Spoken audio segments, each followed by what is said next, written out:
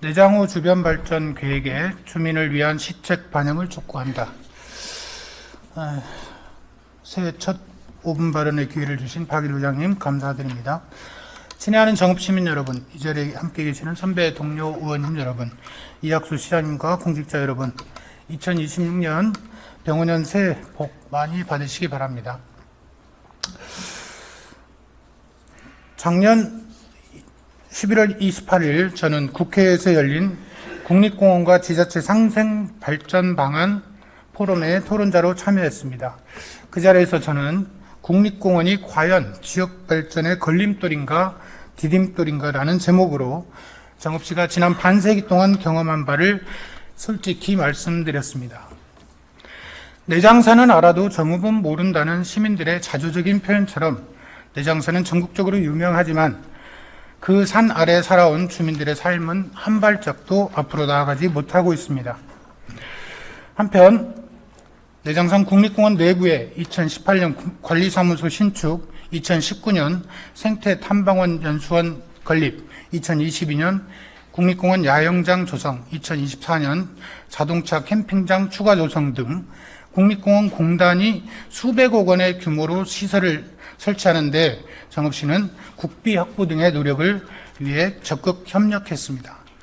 그러나 그동안 제가 제안했던 출영교 야간 조명 설치나 대형 차량 안전 확보를 위한 가지치기조차 국립공원이기 때문에 안 된다는 답변을 받았습니다.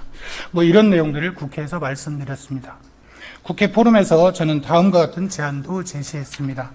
첫 번째, 국립공원별 기대종을 중심으로 생태자원 기준 재정립을 통한 합리적인 구역 조정.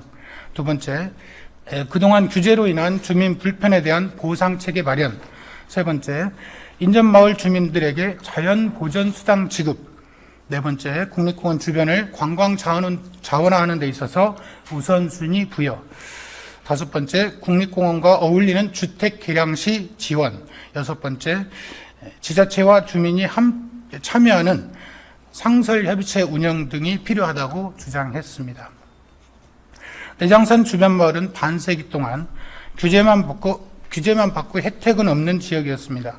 내장산 자락에 있는 마을들은 50년이 넘게 건축 제한, 영농 기반 시설 투자 제한, 음식점, 공장, 축산업 불가, 생활 인프라 미비 등과 같은 각종 규제 속에서 살았습니다. 어렵게 쟁취한 내장호 일부 재척을 바탕으로 정읍시가 수립한 내장호 주변 종합 발전계획 수립 용역에서도 아쉽게도 내장산 주변 마을 주민들에 대한 계획에는 빈집을 활용한 공유 숙박단지 조성, 내장호 그린 공동 판매장 조성에 불과합니다. 이에 이학수 시장님과 집행부에 제안합니다.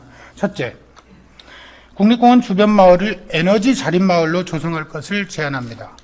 어렵게 생각하지 말고 가정용 태양광 또는 지열 발전 시설의 보급, 태양광 소형 풍력 가로 등 설치, 내장산 경관을 가로막는 전선의 지중화, LPG 소형 저장 탱크 보급과 같은 사업을 국립공원 주변부터 우선 적용해 봅시다. 이는 특혜가 아니라 그동안 규제로 발생한 불균형을 회복하는 생활권 보상입니다. 나아가 내장산 국립공원의 경쟁력 발전에 경쟁력 강화에 도움이 될 것입니다. 둘째, 내장호 주변 발전 계획에 주민 소득 회복을 반드시 독립축으로 포함해 주시기 바랍니다. 수려한 내장산 자연관광과 어울리는 숙박체험단지, 예술인 마을 등을 조성해 봅시다. 셋째, 폐기물 처리 시설 주변 마을 지원처럼 그동안 피해를 봤던 주민들에게 정읍시 차원에서라도 직간접적인 보상 방법을 강구해 주시기 바랍니다.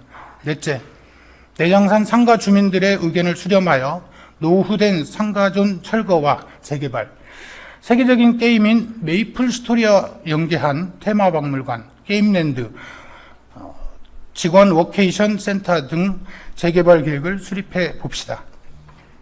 국가가 국립공원이란 제도로 내장산을 지켜왔다면 내장산 주변 마을 주민들은 지난 반세기 동안 몸으로 지켜온 사람들입니다. 이제는 주민들에게 돌아갈 몫을 정당하게 돌려줍시다. 정읍시가 내장산 주변 마을 주민들의 삶을 실질적으로 변화시키는데 앞장서 주실 것을 강력히 요청하면서 발언을 마치겠습니다. 경청하여 주셔서 감사합니다.